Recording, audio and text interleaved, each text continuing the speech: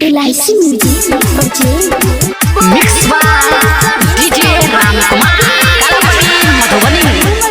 प्रेम से बोलो हंसवानी मैया की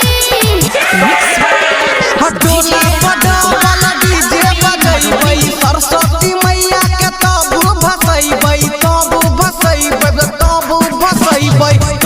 बड़ा वाला डीजे बजैबै सरस्वती मैया के तब भसैबै ता तू कैर के राख जगार हे रे राख जगार जल्दी से जोर जाना नेटवर्क के तार नाचैल दीपका हो जो तैयार जल्दी से जोर जाना नेटवर्क के तार नाचैल सोनवा हो जो तैयार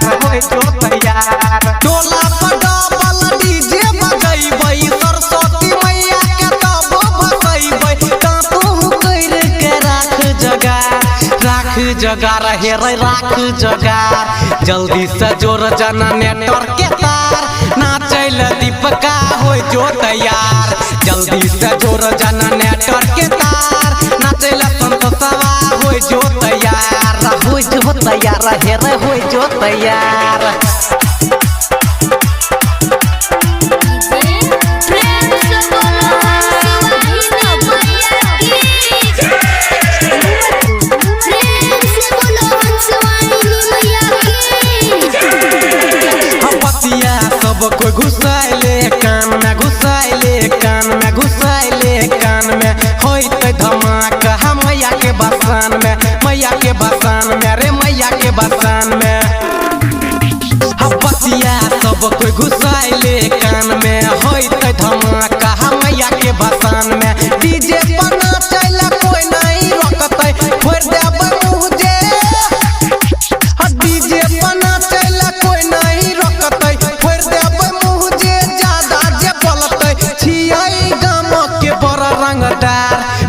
रंगदार हे रे बड़ रंगदार जल्दी से जोर जाना नेटवर्क के तार नाचैला मनीषवा हो जो तैयार जल्दी से जोर जाना नेटवर्क के तार नाचैला छठवा हो जो तैयार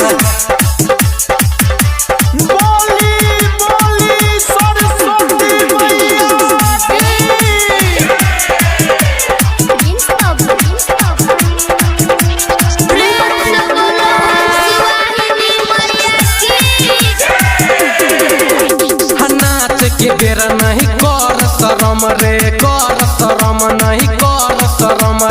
मूड बनाइले हई बे गरम रे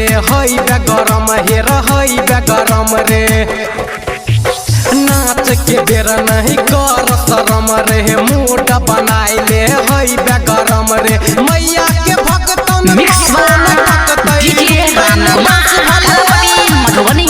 मैया के भक्तन कबो न थकतै रुकतै न डांस भले डीजे फटतै राधु रंजन